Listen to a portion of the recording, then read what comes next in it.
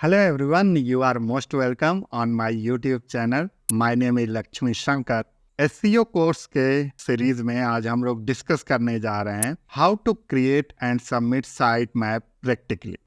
Last video में हम लोगों ने पूरा डिटेल में देखा कि साइट मैप क्या होता है, साइट मैप की जरूरत क्यों पड़ी, एक्सएमएल एंड एचटीएमएल को डिस्कस किया कि एक्सएमएल साइट मैप क्या होते हैं, एचटीएमएल साइट मैप क्या होते हैं। ये सारी चीजों को पूरा डिटेल में लास्ट वीडियो में डिस्कस किए हैं। तो मैं एडवाइस करूंगा कि पहले आप लास्ट वीडियो जिसमें कि साइट मैप क्या होता है और सारी डिटेल्स को डिस्कस किए हुए हैं, पहले उसको देख करके फिर इस वीडियो पे आपको जंप करना चाहिए। अब हम लोग आज प्रैक्टिकली डिस्कस कर लेते हैं कि कैसे साइट मैप को क्रिएट करते हैं और सबमिट करते हैं। तो सबसे पहले जब साइट मैप को प्रैक्टिकली समझने जा रहे हैं तो सबसे पहले क्या करना होता है कि साइट मैप को क्रिएट करना होता है और उसके बाद से सबमिट करना होता है। क्रिएट करने के लिए अब ये डिपेंड करता है कि आपका वेबसाइट किस पे बना है। यदि वो वेबसाइट वर्डप्रेस पे बना हुआ है तो उसके लिए फ्री प्लगइन्स आते हैं, लाइक योस्ट आता है, योस्ट का प्लगइन आता है, आप वो यूज कर सकते हैं।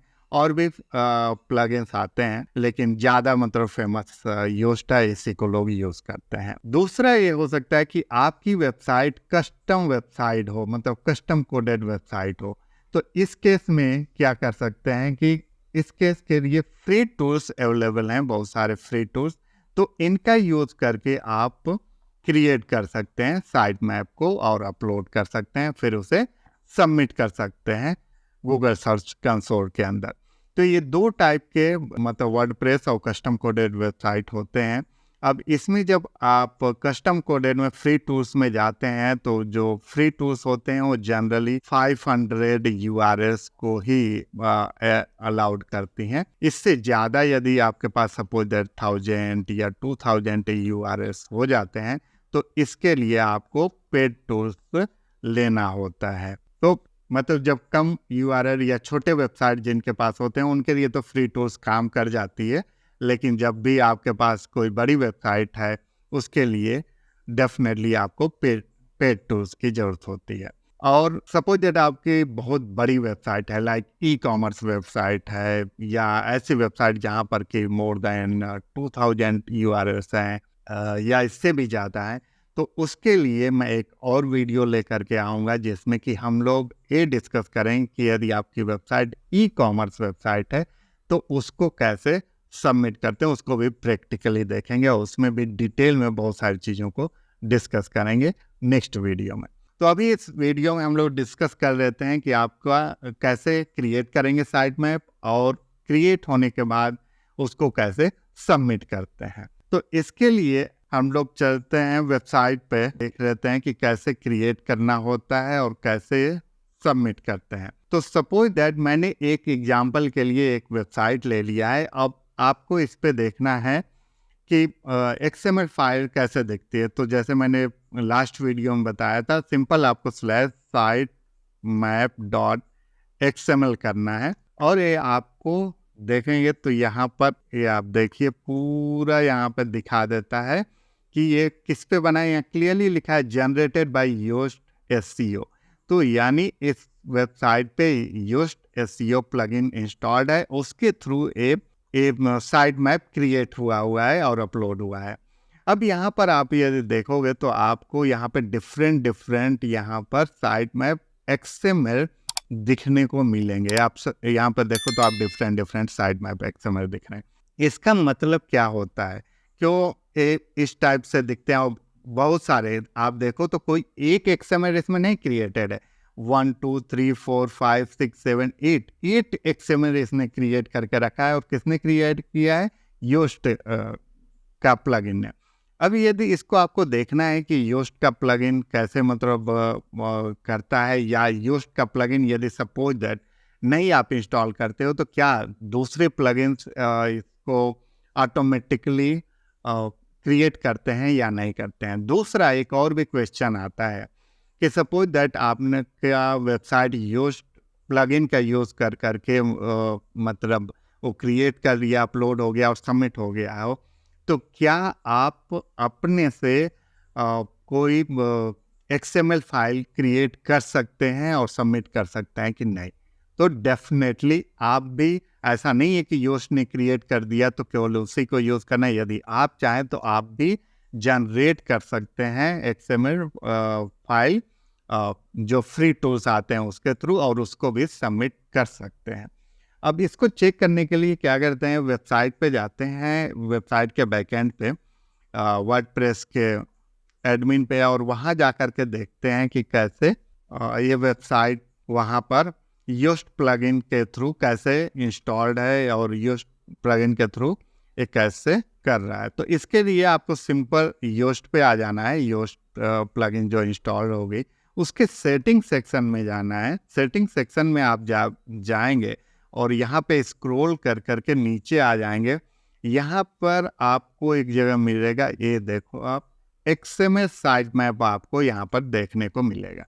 XML साइट मैप यहाँ पे क्या है, इनेबल्ड है, इसलिए ये यहाँ पर हम लोगों को ये दिखा रहा है, योस्ट का यहाँ पे पूरा डिटेल दिखा रहा है। अब हम लोग इसको क्या करते हैं, 1 मिनट के लिए इसको हम लोग थोड़ा छोटा करके, इसको जो XML साइट मैप है इसको मैं अभी डीएक्टिवेट कर दे रहा हूँ। ठीक है, अभी ये एक्टिव था यहाँ पर इसलिए वहाँ पर दिखा रहा था, अब इसको अभी इनेबल था, अब मैं डिसेबल कर रहा हूँ इसको, और सेव चेंजेस पे क्लिक कर देते हैं।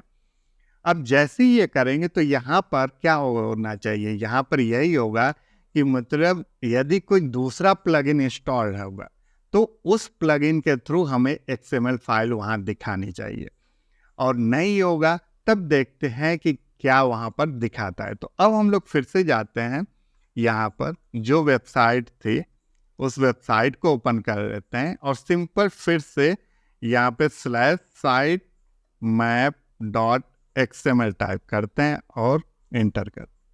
अब आप देखिए यहाँ पे क्या दिखा रहा है, जो यहाँ पर पहले योस्ट दिखा रहा था, अब आप देखिए this XML site map is generated by WordPress. तो ये अब वर्डप्रेस ने इस फाइल को बना दिया और वर्डप्रेस ने भी यहाँ पर XML फाइल जनरेट कर दिया। 1 2 3 4 5 6 7 8 XML फाइल वर्डप्रेस ने ऑटोमेटिकली जनरेट कर दिया।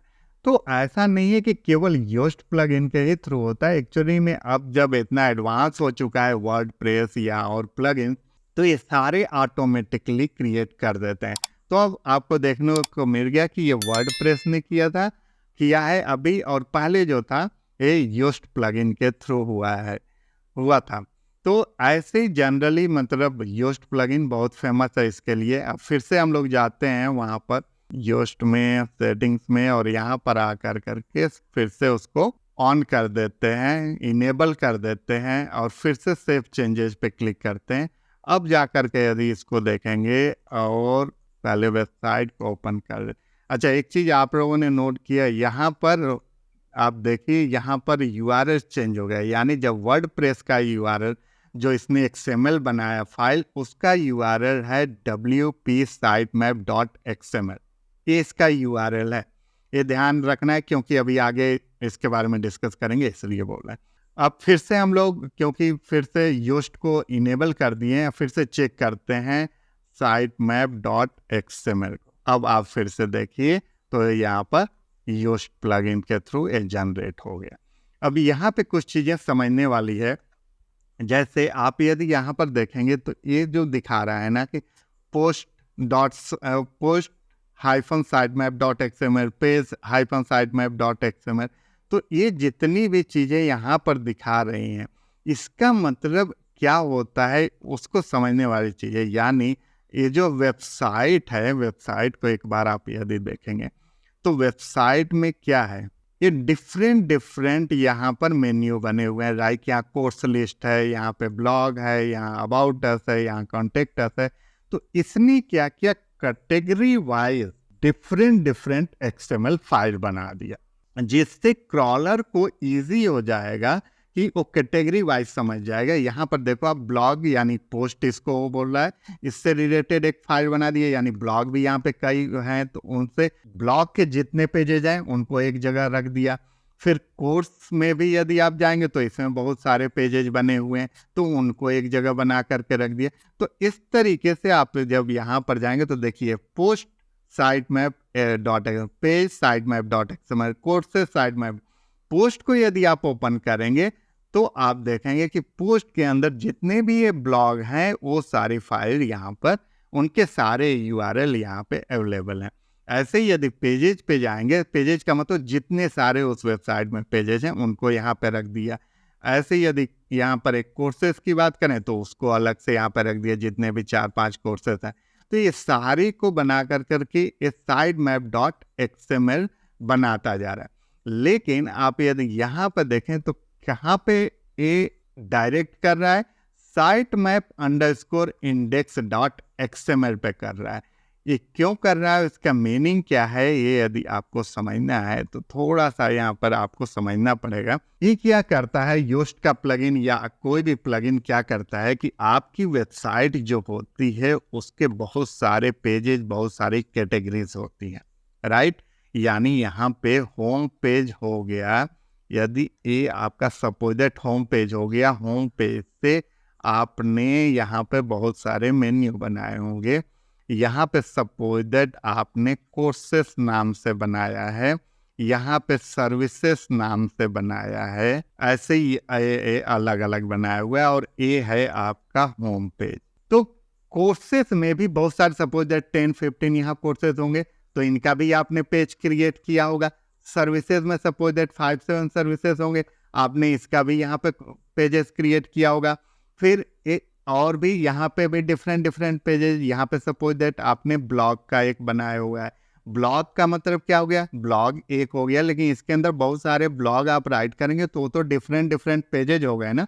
तो इस तरीके के से क्या करता है कि इसका एक साइट मैप डॉट एक्सएमएल बनाया।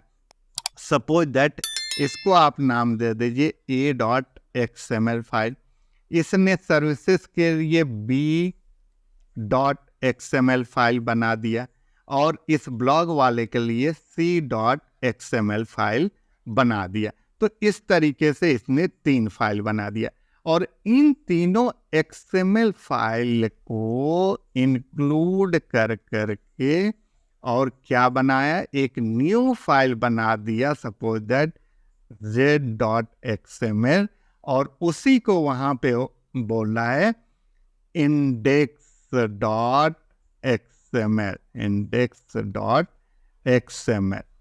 तो इस तरीके से वो क्या कर रहा है, कैटेगरी वाइज सारे को बना दे रहा है, और फिर उन कैटेगरीज को कंबाइन कर करके index.xml बना रहा है। तो आपको अब आई होप एक क्लियर हो गया होगा कि जैसे इसकी जब मैं बात करूं पोस्ट की, तो ये एक XML फाइल बना, फिर इसका एक XML एक इसका बनाया, और सारी को मिला करके इसने एक बना दिया ये site map underscore index dot XML. तो इसका जो URL होगा वो URL ये होगा। तो अब क्या हुआ, आपका योस्ट प्लगइन के थ्रू ये URL क्रिएट हो गया। मतलब इसने क्या किया है कि ऑटोमेटिकली जैसे ही आपने योस्ट प्लगइन इंस्टॉल किया, ये आपका XML फाइल बनाया, XML फाइल को क्रिएट किया और अपलोड कर दिया। अब इसे क्या करना है, आपको सबमिट करना है। ये ध्यान रखना है, केवल यहीं तक नहीं होता, सबमिट करना मस्ट है। और सबमिट किस पे होगा, सबमिट करने के लिए आपको जाना होता है गूगल सर्च कंसोल में। तो सिंपल आप गूगल सर्च कंसोल ओपन कर लीजिए। इसके बाद गूगल सर्च कंसोल को ओपन करने के बाद आपको सिंपली जाना होता है साइट मैप्स में। साइट मैप में यहाँ पे URL ऑलरेडी मतलब डोमेन दिया होता है। अब इसके आगे केवल आपको ये ध्यान रखना है कि ये XML साइट मैप का जो ये वाला URL है, इसको कॉपी करना और यहाँ पर पेस्ट करना। हमेशा यही नहीं हो सकता है, ये डिफरेंट भी हो सकता है। तो यहाँ से उसी URL को केवल कॉपी करना है जो यहाँ पर आ रहा है, जो भी दिया हुआ है। अब इसको बस आपको कॉपी पेस्ट करना है और यहाँ पे सबमिट पे क्लिक कर देना है। ये आपका and look for changes, you will be notified if anything goes wrong with it। So ये देखो आप साइट मैप सबमिटेड सक्सेसफुली, ये आपका साइट मैप यहाँ सबमिट हो गया। तो ये हो गया हम लोगों का, जब हम लोग अभी सबमिट कर रहे थे इस तरीके से, मतलब योस्ट प्लगइन के थ्रू।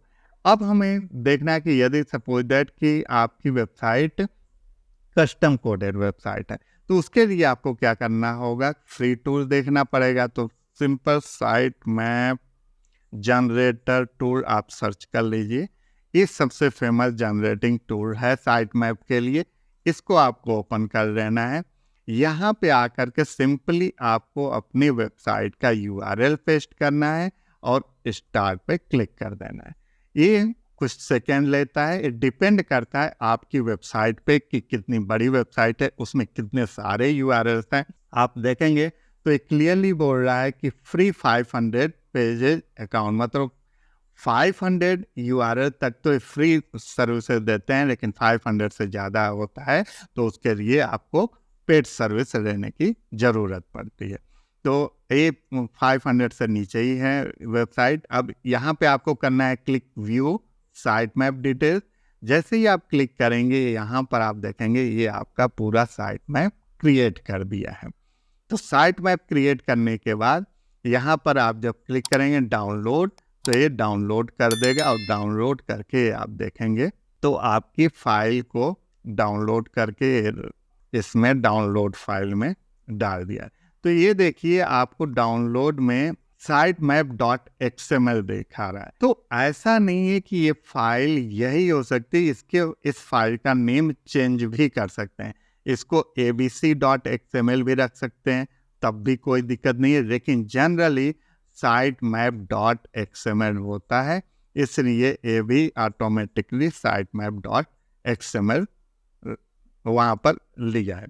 तो ये तो आपकी फाइल क्रिएट हो गई और वहाँ पर सेव हो गई। अब आपको क्या करना है कि आपको अपने वेबसाइट पे जाना है, मतलब जो भी होस्टिंग साइट है उस पे जाना है। होस्टिंग साइट पे जाने के बाद आपको फाइल मैनेजर हर एक होस्टिंग का अलग अलग होता है थोड़ा setting, but file manager generally हर एक होस्टिंग में आपको मिल जाएगा। फाइल मैनेजर पे जा करके आपको रूट डायरेक्टरी में उस वाले साइट मैप XML को बस पेस्ट कर देना है, मतलब वहाँ पे फाइल को डालना है।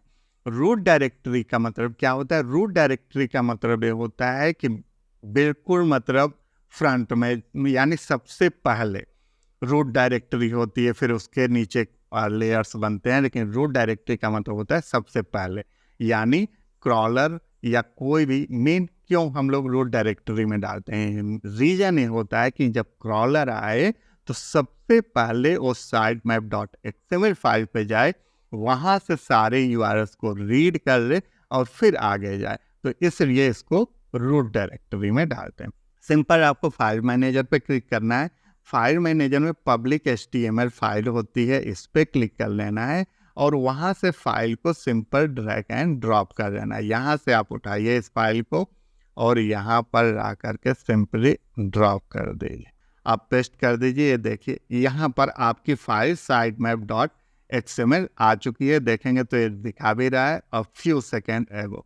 तो यानी आपकी फाइल यहाँ पर आ गई। अब आपको जा करके यदि देखना है तो यहाँ पर आ करके और जो आपका URL है यानी वेबसाइट का, वहाँ पर आपको ये चेक करना है ना कि जो अभी आपने कस्टम कोडेड वेबसाइट के लिए कस्टम तरीके से, मतलब फ्री टूल से क्रिएट किए हैं, जिसका नाम sitemap.xml है, उसके थ्रू आपको यहाँ पर देखने को मिल रहा है कि नहीं। तो sitemap.xml आप कीजिए, ये आपकी फाइल है जो कस्टम कोडेड फाइल है, ये पूरा यहाँ पर ला करके रख दिया। तो ऐसे ही sitemap.xml क्रिएट होता है।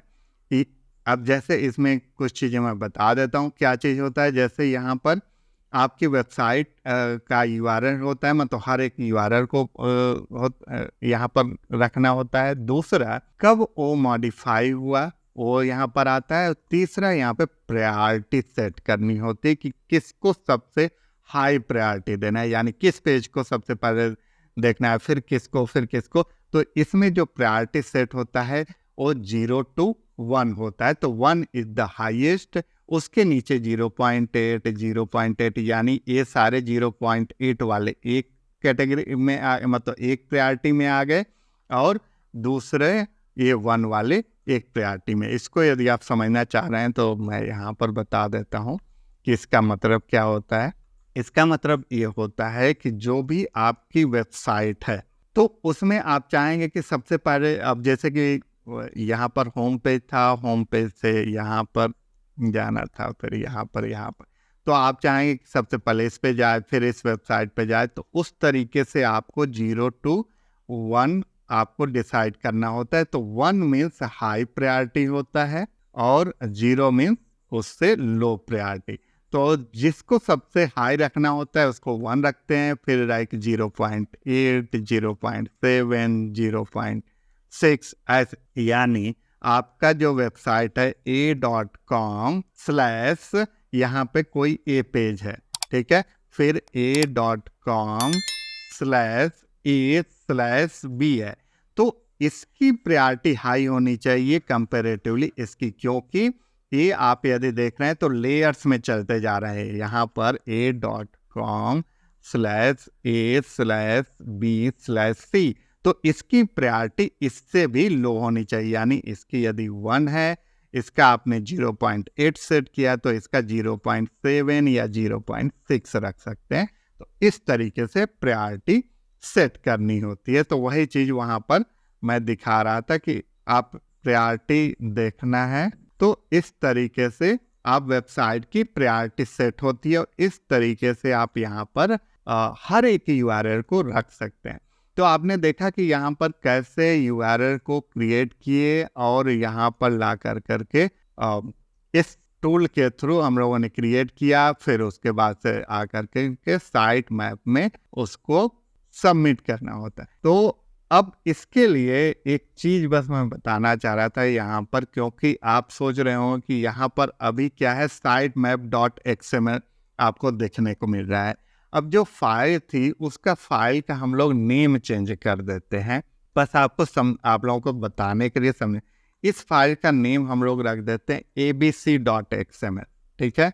जो फाइल यहाँ से हम लोग डाउनलोड किए, इस फाइल को abc.xml रख लिए, और यहाँ पर जाते हैं हम लोग फिर से और उस फाइल को अपलोड करते हैं फाइल मैनेजर में। यहाँ पर आ गए हम लोग, और फाइल मैनेजर में जा कर करके जो पहली वाली वेबसाइट, पहला वाला जो हम लोगों ने फोल्डर इसमें पब्लिक में डाला था उसको डिलीट कर देते हैं।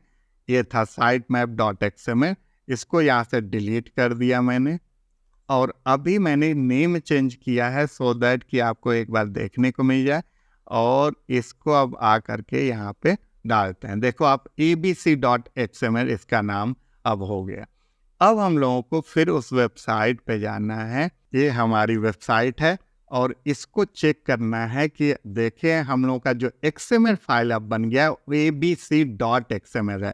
तो अब इसको चेक करते हैं abc.xml। अब आप देख ये पूरा का सेम चीज देख रहे हैं, यानी आप ऐसा नहीं कि केवल साइट मैप नाम से ही वो फोल्डर या वो फाइल बना सकते हैं, उस फाइल को ABC या जो भी नाम देंगे, लेकिन जनरली sitemap.xml देते हैं। तो इस तरीके से आप कस्टम कोडेड यदि कोई वेबसाइट है तो उसको यहाँ पर क्रिएट कर सकते हैं। तो अभी तक क्या हुआ कि ये कस्टम कोडेड फाइल का हम लोगों ने जनरेट कर लिया, ये अपलोड हो गई फाइल, लेकिन अभी भी हम लोगों ने इसको सबमिट नहीं किया है। तो फिर से हम लोगों को साइट मैप पे चले जाना है, और यहाँ पर अब आपका क्या यूआरएल होना चाहिए, अब यूआरएल ये होना चाहिए ये जो abc.xml या जो भी फाइल का आपने नाम रखा है वो हो जाएगा। तो अब आपको यहाँ पर आकर सबमिट करना है abc.xml, और इस तरीके से ये फाइल भी यहाँ पे सक्सेसफुली सबमिट हो गई। तो एक और भी क्वेश्चन होता है यहाँ पे अभी कोई इशू है, क्योंकि वहाँ पर अभी हो सकता है अपलोड नहीं किया होगा, तो ये बाद में हो जाएगा सक्सेसफुली। एक चीज यहाँ पर समझने वाली ये बात है कि क्या हम लोग एक फाइल में मतलब XML की फाइल केवल एक ही फाइल सबमिट कर सकते हैं गूगल सर्च कंसोल में? ऐसा नहीं है। गूगल सर्च कंसोल में आप मल्टीपल XML फाइल को सबमिट कर सकते हैं। सो आई होप कि आप लोगों को आज क्लियर हो गया होगा पूरा कि साइट मैप में कैसे हम लोग जा कर करके कोई भी वेबसाइट को कैसे सबमिट करते हैं। प्रैक्टिकली हम लोगों ने देख लिया, एक तो योस्ट प्लगइन के थ्रू, दूसरा हम लोगों ने ऐसे भी देख लिया कि जब कोई कस्टम कोडेड फाइल होगी तो उसको कैसे हम लोग फ्री टूल्स के थ्रू जनरेट करके और उसको भी गूगल सर्च कंसोल के अंदर सबमिट कर सकते हैं। नेक्स्ट वीडियो में हम लोग अभी और डिस्कस करेंगे साइट मैप के बारे में, जो कि कोई बड़ी फाइल्स हैं, लाइक आपका पेजेस मतलब ई-कॉमर्स कंपनीज के लिए जिनके पेजेस मोर देन 20,000, 50,000, 1 लाख होते हैं, यानी मोर देन 50,000 यदि URLs हैं, तो उनके लिए हमें हमारी क्या स्ट्रेटजी होनी चाहिए और कैसे सबमिट करते हैं उसको अब हम लोग नेक्स्ट वीडियो में डिस्कस करेंगे। Thank you, thanks for watching.